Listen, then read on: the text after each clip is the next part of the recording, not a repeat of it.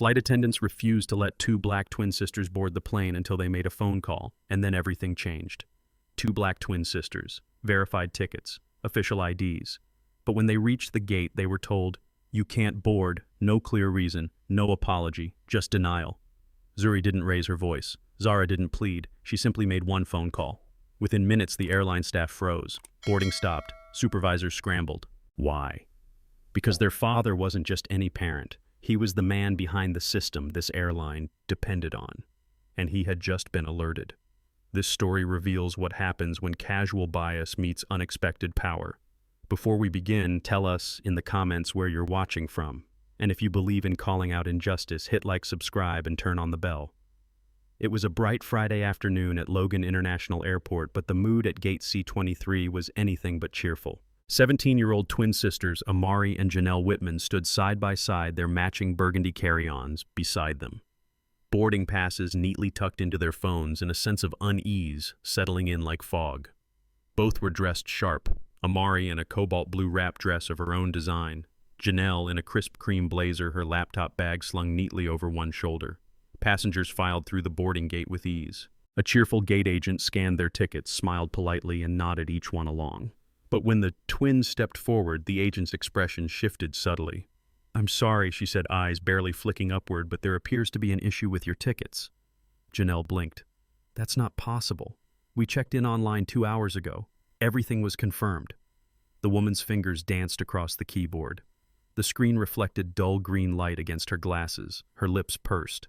"The system has flagged your reservation. I'll need to see additional identification." They handed over their brand new Massachusetts driver's licenses, glossy, real, and valid. The woman took her time inspecting them. Too much time. Meanwhile, the line behind them kept moving. A young white couple stepped up, their passes scanned in seconds. Then a middle-aged white woman in a navy suit. "Welcome aboard, Miss Keller," the agent said warmly, her tone transforming. Amari glanced at her sister. "This is getting weird." Janelle's phone was already in her hand. "I'm calling Dad." The agent stiffened. "That won't be necessary, But Janelle was already speaking. "Hi, Dad.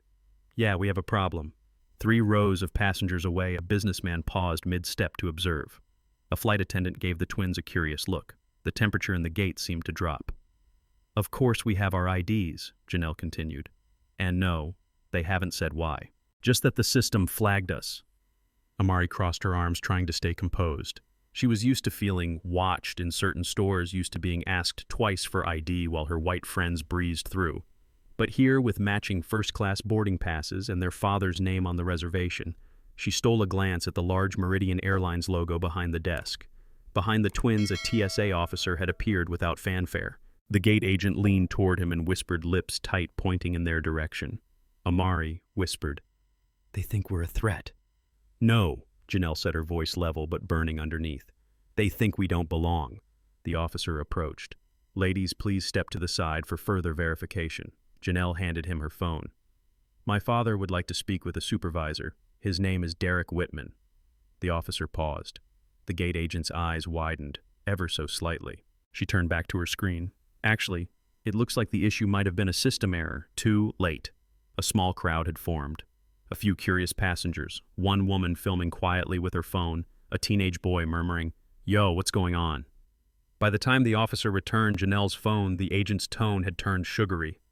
"You're all set now. Enjoy your flight." But Janelle didn't move.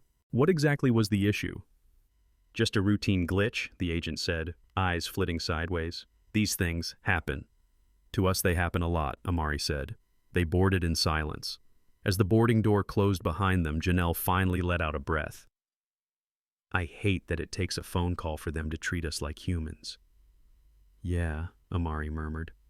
"I wonder what would have happened if we didn't make that call." They found their seats in premium cabin. The leather was soft, the lighting warm, and everything around them screamed comfort, but it felt counterfeit. Across the aisle, an off-duty pilot in uniform caught Janelle's eye. He gave her a small nod. His name tag read E. Marks. A few minutes later, he leaned over quietly. "That wasn't a glitch. I've seen that system flag people before. It's not random." He stood before she could reply. Amari looked out the window. Janelle stared at her phone, the screen dark. The plane lifted off toward Chicago. But the story that began at Gate C-23 was just starting. 30 minutes into the flight, the hum of the engines provided a steady rhythm beneath the soft conversation and occasional clink of drinkware in the premium cabin. Amari pressed her call button. Her throat was dry, more from tension than thirst, but she knew what dehydration at altitude could do to her mild asthma. Across the aisle, Janelle looked up from her tablet and gave a small nod. "You okay? I just want some water." A flight attendant in a tailored Meridian uniform walked past, without looking up. The call light above Amari's seat remained lit. Another 5 minutes passed, then 10. Finally, the same attendant returned. Her name tag read Heather, and stopped beside Amari's seat. Her smile was thin and didn't reach her eyes. "Can I help you?" "Yes, I pressed the button a while ago. Could I have a glass of water, please?" Heather's tone sharpened slightly. "Drink service hasn't started yet. You'll need to wait." "I understand. It's just, I have asthma. My doctor recommends staying hydrated on flights." Heather's smile didn't budge. Everyone has to wait their turn. Then she turned away and continued toward the front of the plane. Janelle leaned over. "What was that?" Amari shook her head. "I don't know." 15 more minutes passed. The beverage cart began its slow progression from the front, Heather leading the service with a younger male attendant trailing behind. When they reached row 3, Heather handed water to a white man in the aisle seat, then began to move on. Amari raised her hand. "Excuse me, I asked for water earlier." Heather didn't stop. "We're moving as quickly as possible," she said flatly. "You'll have to be patient like everyone else." The businessman who'd just been served paused. "Actually, she asked before I did. I heard her." Heather's voice brightened instantly when responding to him. "Sir, we're serving in a particular order. I'm sure you understand." Janelle's eyes flashed. "That's not how it works." Heather pretended not to hear. The cart rolled forward. The businessman looked over at the sisters. "Do you want my water? I haven't touched it." Amari hesitated, then nodded gratefully. "Thank you." She had just taken the cup when Heather turned sharply. "Sir, that water is for you. We don't allow passengers to redistribute service. She needs it more than I do," he replied, calm but firm. Heather reached across and plucked the cup from Amari's hand. Water sloshed onto her lap. "This isn't how we do things," Heather snapped. "I need you to respect our process." Amari stared at her lap, stunned. Janelle stood up halfway. "That's enough." Heather glanced around, suddenly aware that several passengers were watching. "We're simply following procedure," she said, voice louder now. "Please remain in your seat." Janelle's voice was icy. "What procedure lets you deny water to someone with a medical condition?" Heather turned to the younger flight attendant. "Call the lead. We may need to report disruptive behavior." The word disruptive hung in the air like a trap. "I'm not being disruptive," Amari said, her voice trembling. "I asked for water. That's it. You were insistent." "And you raised your voice," Heather said. "That qualifies." Janelle's hands balled into fists. She took a deep breath. "Okay," she said, voice measured. "Let's settle this calmly. But I'm pulling out my phone now. I'm documenting what just happened." Heather's tone turned cold. "Recording crew members without permission is a violation of policy." "It's not," said a voice from behind. It was the businessman again. "I've checked your terms of service before. Passengers can record if there's a safety concern, and denying water to someone with asthma qualifies." Heather glared at him, then back at the sisters. Her control over the situation was clearly slipping. "I'll get the purser," she muttered, then disappeared toward the front of the plane. Amari let out a shaky breath. Janelle reached over, squeezed her sister's hand. "I've got you," Amari whispered. "Why does it always feel like this?" Janelle didn't answer. She didn't have to. A few rows back, the pilot trainee from the gate, Jake Donnelly, leaned forward, watching carefully. He didn't say anything yet, but the storm was gathering, and it wasn't turbulence. The hum in the cabin had changed. No longer relaxed or idle, it now buzzed with something sharper: attention, curiosity, discomfort. Heather returned this time not with the purser, but with a clipped tone and barely veiled authority. "I'm going to have to ask you both to change seats," she said. "The captain has been notified of your behavior, and we're relocating you to the rear of the plane." Amari blinked. "What behavior?" Janelle sat straighter. "We're not moving." Heather's nostrils flared. "Excuse me," Janelle repeated the words. Clear, quiet, immovable. "We're not moving. Call the captain." Around them, the atmosphere contracted. 2 rows back, a man slowly lowered his phone, now recording. Across the aisle, a woman pressed pause on her audiobook. Heather's voice rose. You're refusing crew instructions. That's a safety violation. No, Janelle said calmly. We're refusing discrimination. That's a different issue entirely. Heather turned and strode up the aisle, heels clipped and pace quickening. Amari's hands trembled slightly in her lap, but her eyes were steady. Janelle reached over and gently pushed her sister's inhaler closer, just in case. Silence settled around them, not the kind that's empty, but the kind that listens. Janelle pulled out her phone and typed a quick message. Call Dad, now. The message flew across encrypted channels into private signal groups and, finally, into the pocket of one man who needed no last name. Back in Terra Global's Chicago headquarters, Marcus Washington stood in a conference room overlooking the skyline when his phone buzzed. The message on screen was short but immediate. Being targeted. Gate crew again. Denied water. Asked to move. Need you. Janelle. He didn't speak. He didn't hesitate. He dialed. Back on the plane, Heather stood near the cockpit, speaking to someone out of earshot. Then her posture stiffened. She'd just been handed a device. Someone had passed her a satellite phone. A voice came through, calm, deep, decisive. This is Richard Carter. Would you like to repeat what you just said? Passengers seated near the front froze. The flight attendant standing beside Heather looked up quickly, eyes widening. Heather's color drained as the name registered. Richard Carter, the newly appointed interim compliance director, Marcus Washington's personal legal proxy. And a name whispered in boardrooms as the one man who could end careers with a phone call. Heather stammered. Sir, I was just trying to de-escalate. You've escalated it, Richard said evenly. The next words out of your mouth should be, yes, sir. Then you'll return to the cabin and leave them exactly where they are. Heather's lips moved soundlessly before she whispered, yes, sir. Click. She turned pale as if a pressure system had suddenly reversed itself. The woman who moments ago had held the full weight of flight authority now looked unmoored. When she reached row 3 again, Janelle looked up at her. Heather didn't speak. She didn't instruct. She didn't demand.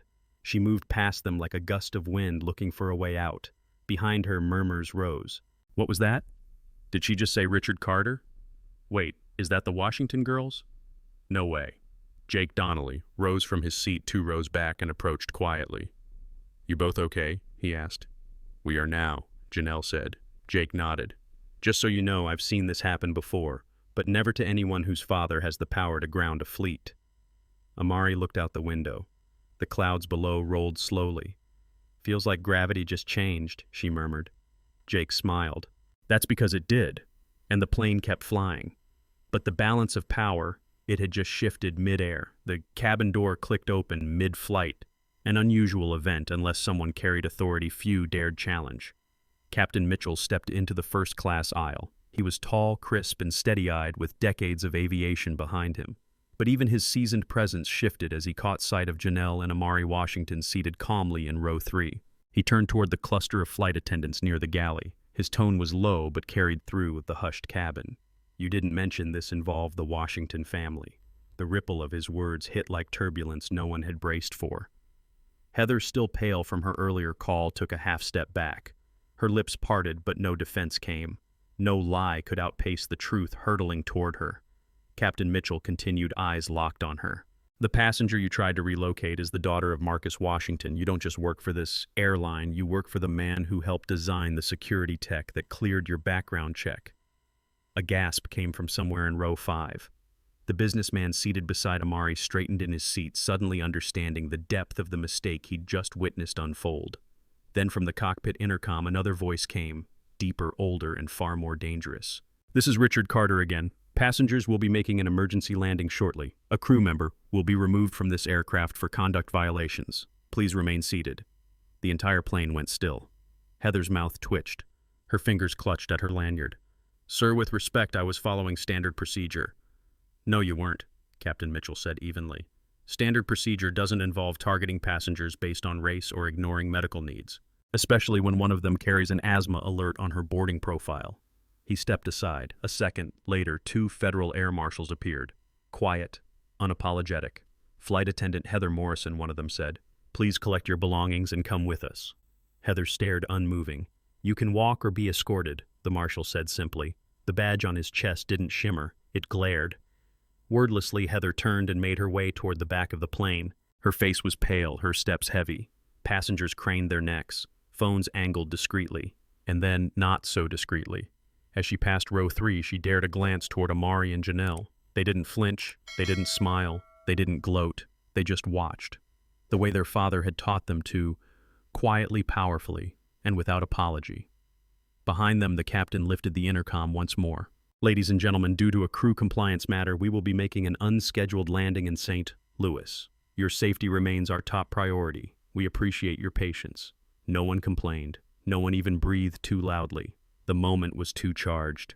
As the plane began its descent, Janelle leaned slightly toward her sister. Did we just watch someone's career end in 30,000 feet of airspace? Amari nodded faintly. Feels like justice flew ahead of us. At St.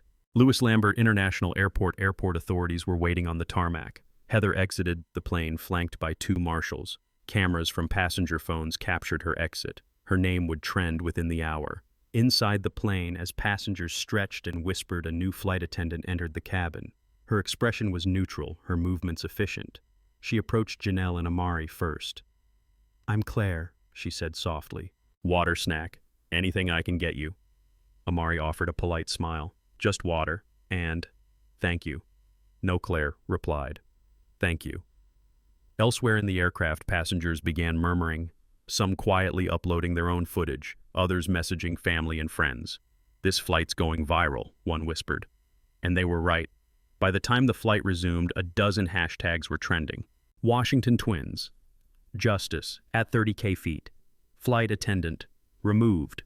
Black passengers matter on the ground in Chicago. Marcus Washington stood on a private runway, already being briefed in real time by Gloria, who had seen the first clips. "She's been removed," she said. "The captain handled it by the book, but this is going public. Fast." Marcus looked down at the image on his screen. His daughters seated side by side, calm amid the chaos. "Let it," he replied. "It's time." Then he tapped send on a statement addressed to both airline leadership and federal regulators. It read, "To those who dismiss the power of names, identity, and quiet dignity. Today was a reminder.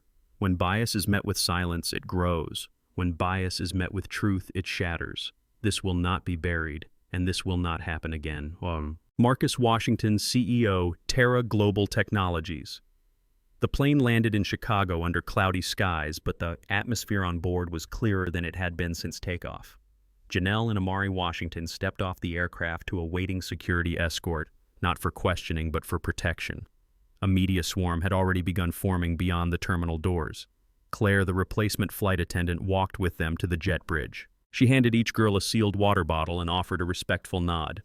"On behalf of the crew, on behalf of everyone who saw what happened, thank you," she said quietly.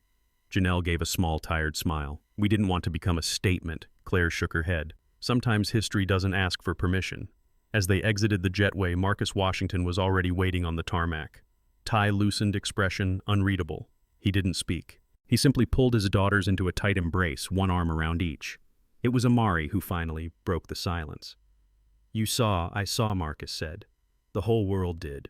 Inside the black SUV waiting nearby, Gloria had already prepared a detailed update. CNN, MSNBC, and even Fox picked up the story within the hour. "Your statement's been quoted by 5 national anchors. Hashtag Washington Twins has crossed 2 million uses. The footage of Heather being escorted off the plane has hit 4 million views." And the airline, Marcus asked, voice clipped, trying to figure out which fire to put out first. Their legal team reached out to request a private meeting. Their public relations division issued a vague apology. "A miscommunication and failure to uphold company values."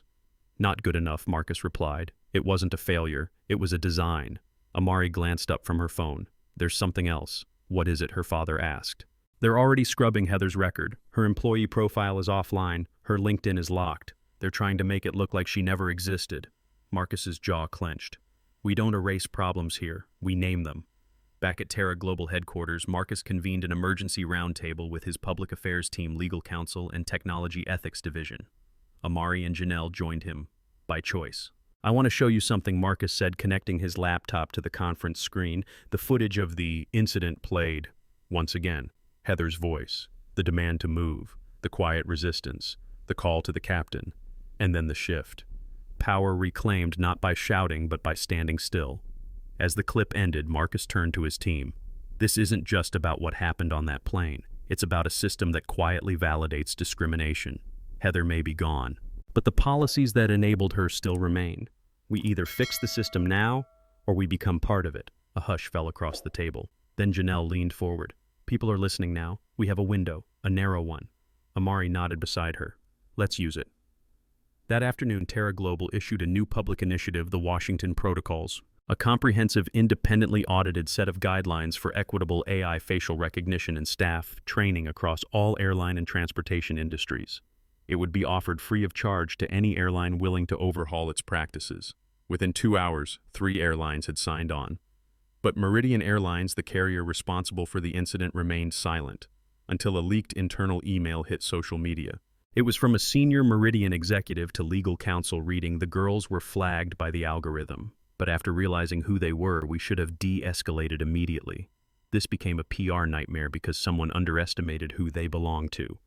The words exploded across the internet. The phrase "who they belong to" triggered backlash from civil rights groups, parents, passengers, and public figures alike. By evening, Meridian stock had dropped 11%. Their CEO, under mounting pressure, finally broke his silence in a shaky press conference. "We regret what happened. We are committed to conducting an internal review." But the damage had already metastasized. News outlets were calling it the boarding pass reckoning. Editorials titled "Daughters of Power, Victims of Bias" spread rapidly, and then came the passengers. Video after video, testimony after testimony. Black and brown travelers sharing their own stories, some eerily similar. Flagged for extra screening, denied boarding, told to wait until the system clears you. The so-called system had faces now. It had patterns. It had blood on its code. And Meridian could no longer deny it. By midnight, Janelle scrolled through the flood of content pouring into her tagged posts. "Amari, someone just posted that their son missed a funeral because they were pulled off a plane after being flagged. He was 12. Amari exhaled slowly. "We're not alone." Marcus stood nearby, hands in his pockets, eyes scanning the data reports pouring in.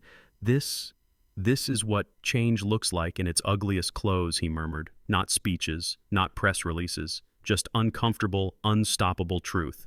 He turned to his daughters. "We've shaken the system. Now let's see who tries to hold it together, and who dares to rebuild it."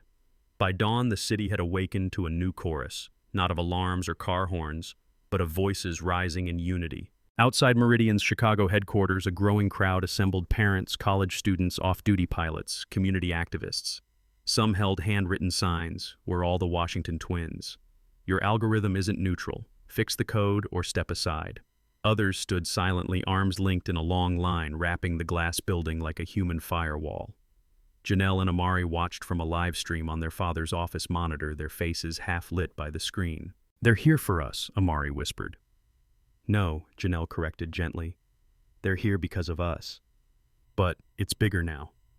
The night before, the twins had released a personal video message. It was unscripted, only 2 minutes long, but it struck a nerve. They spoke not as daughters of a billionaire, but as teenagers who'd had enough.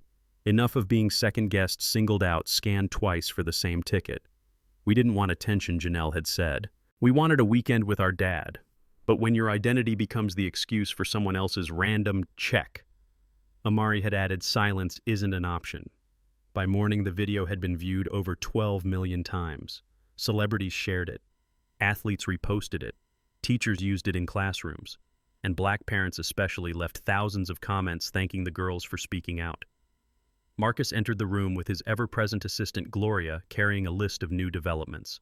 27 more passengers have submitted video testimonials since midnight, she reported. 4 attorneys general have opened inquiries into discriminatory boarding practices. And the Department of Transportation wants a closed-door meeting today. Marcus sat down, rubbing his forehead. "Is Meridian saying anything?" "They issued a new statement, promising to evaluate their biometric data partnerships," Gloria replied. "It's a lot of words, zero accountability." Just then, an unexpected notification flashed on the office screen. "Incoming call." Jake Donnelly, Amari, answered immediately. "Hey," she said. Jake appeared on the video feed, visibly exhausted but energized. "I just got off a call with over 300 flight attendants. We're organizing a walkout if the airline doesn't overhaul the algorithm." Enough of us saw what happened. Janelle's eyes widened. "They're standing with us." Jake nodded. "Not just standing, marching. Pilots are in too. Some executives.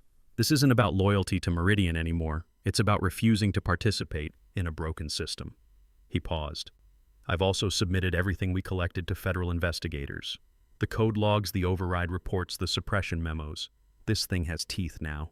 Amari swallowed hard.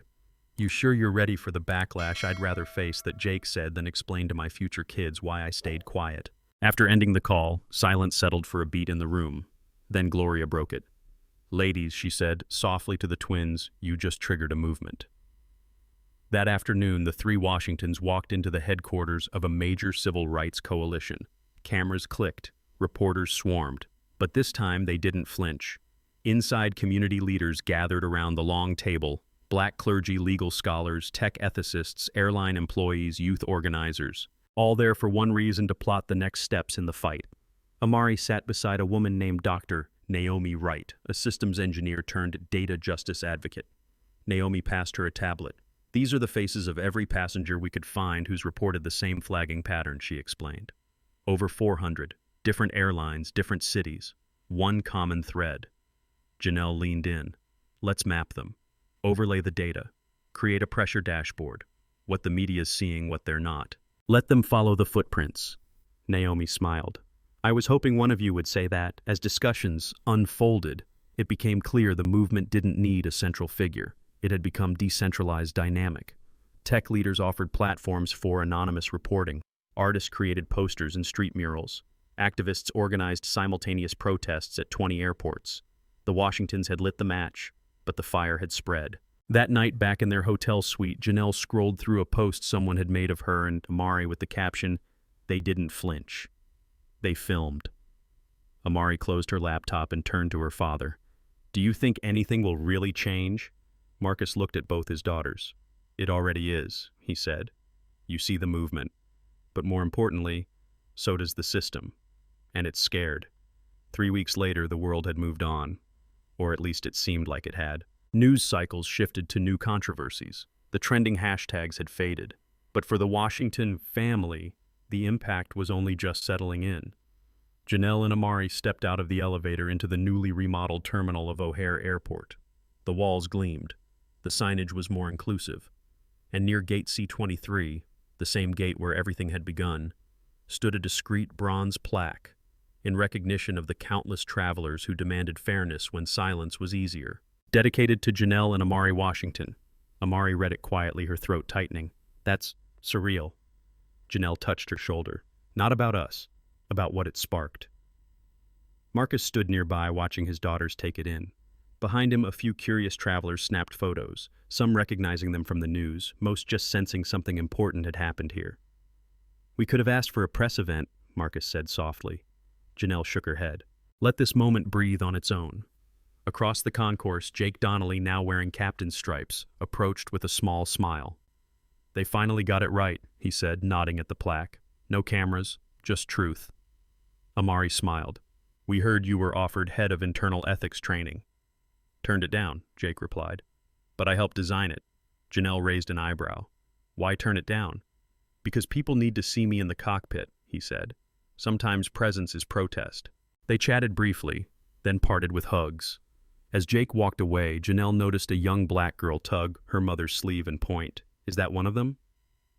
The mother smiled and whispered something in her daughter's ear. Janelle and Amari didn't wave, they didn't pose, but they made eye contact with the girl and nodded. That was enough. Outside, a black sedan waited for them. Marcus held the door. As they rode toward Terra Global's new innovation campus, where the girls were scheduled to speak to a cohort of interns. Amari stared out the window, her reflection flickering beside the city skyline. Do you think we ruined that gate agent's life? She asked suddenly. Marcus glanced at her through the rearview mirror. You didn't ruin anything. The system that trained her, protected her, set her up. You exposed that. But she'll always be remembered for this, Amari said. Janelle looked over. And will always be remembered as the girls who wouldn't move. Sometimes silence is easier, Marcus added, but it's also more expensive in the long run. The car slowed as it approached Terra Global's campus. On a massive banner above the entrance was a new company motto, technology that recognizes everyone. Inside the auditorium, hundreds of young innovators waited, some already coding, some sketching systems on tablets. All of them brought in under the new Equity and Innovation Fellowship funded jointly by Terra Global and Meridian. When it was time, Janelle stepped forward first. No script, no slides, just voice. Don't design systems for people. Design systems with people, she said, especially those who've never had a seat at the table. Then Amari added, bias doesn't always look like anger. Sometimes it smiles and says, it's just a system error. Your job is to question that. After the talk, students approached shyly, some in tears, others just wanting to say thank you. But it wasn't the gratitude that stuck with Janelle and Amari. It was the quiet shift in posture, the confidence, the understanding that their story had unblocked something. That night, as the twins walked alone on a quiet Chicago street, they passed a cafe where the television played news about another airline adopting Terra Global's bias-free screening technology. Amari paused. Think we'll always be known for this. Janelle smiled. Maybe, but maybe someday someone else won't have to be. They walked on, no fanfare, no spotlight, just the soft rhythm of footsteps, and dignity, carried not as armor but as truth. Zuri and Zahra didn't raise their voices, they didn't cause a scene, they just proved, once again, that sometimes the quietest acts of resistance carry the loudest weight. Their story isn't just about being denied boarding. It's about a system that too often denies dignity until power makes it pause. But not everyone has that power on speed dial, so ask yourself, if they hadn't made that phone call, would anything have changed? If this story moved you, let us know in the comments. Have you ever witnessed unfair treatment like this? Comment if you've seen it. Comment if you've stood up to it. And if you believe stories like this need to be told, subscribe and turn on the bell, because we're not done exposing the truth. Until next time, stay aware, stay brave, and never be silent.